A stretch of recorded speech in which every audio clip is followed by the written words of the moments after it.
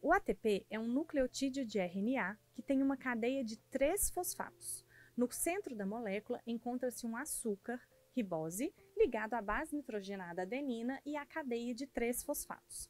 Para o correto desenvolvimento das funções metabólicas, o ATP é constantemente utilizado para suprir as demandas do organismo de forma rápida e eficiente, permitindo o funcionamento adequado dos processos celulares.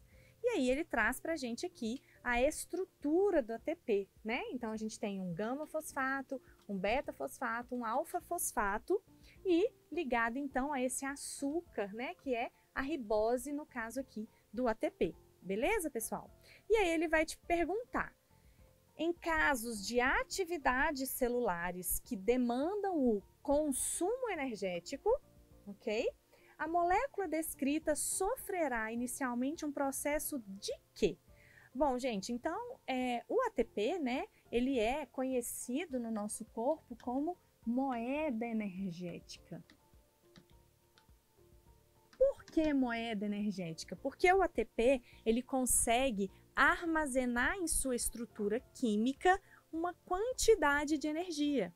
E quando então a gente precisa, né, consumir energia para as nossas atividades celulares, esse ATP ele entra nos processos metabólicos, liberando essa energia. Mas como que essa liberação acontece? Ela vai acontecer pela quebra das ligações fosfato. Então esse ATP, ele vai ter a quebra dessa ligação fosfato, liberando então o que a gente chama de fosfato inorgânico. Muitas vezes só aparece assim, ó, PI. O que é isso? É um fosfato inorgânico, ou seja, ele não está mais ligado àquela molécula orgânica ali. Ele está sozinho.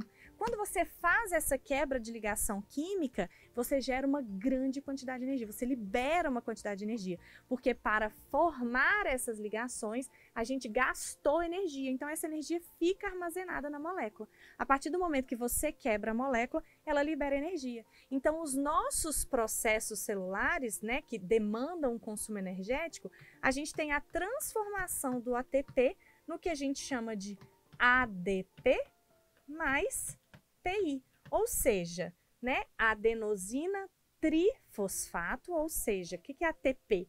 Você tem 3 fósforos aqui, 3 fosfatos, né, que são essa estrutura aqui.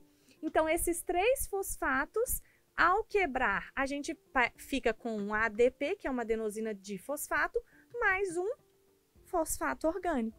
Então, é isso que acontece dentro das nossas células para a liberação de energia, ok?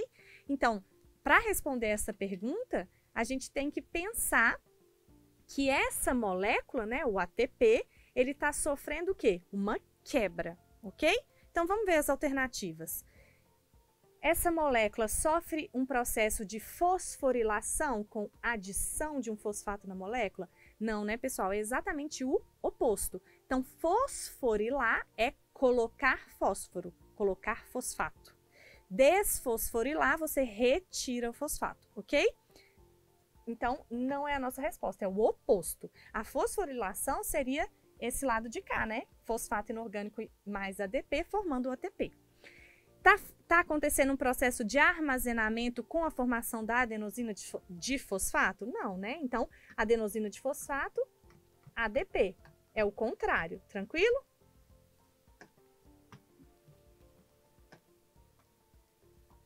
Eu não estou armazenando, né? Eu estou quebrando ali. Tá acontecendo, então, uma degradação com liberação de ADP e fosfato inorgânico? Tá aqui a nossa resposta. Letra D. Síntese com absorção de energia térmica do metabolismo? Não, né? Então, a gente não está tendo síntese da molécula de ATP, muito menos com absorção de energia térmica do nosso metabolismo ali. Eu estou tendo uma quebra, uma degradação do ATP. Você está fazendo essa quebra por hidrólise, com a quebra da ligação entre ribose e alfa-fosfato? Não é isso, né, pessoal? Porque se fosse a quebra aqui entre a ribose e o alfa-fosfato, olha o que aconteceria. Essa letra E fala em quebrar aqui, né? Quando você quebra aqui, você está liberando 3 fosfatos inorgânicos e não está ficando com ADP, ok? Então, isso aqui ficaria uma molécula extremamente instável. Então, o que a gente faz é quebrar nesse ponto, liberando somente um fosfato inorgânico. Nossa resposta, letra C.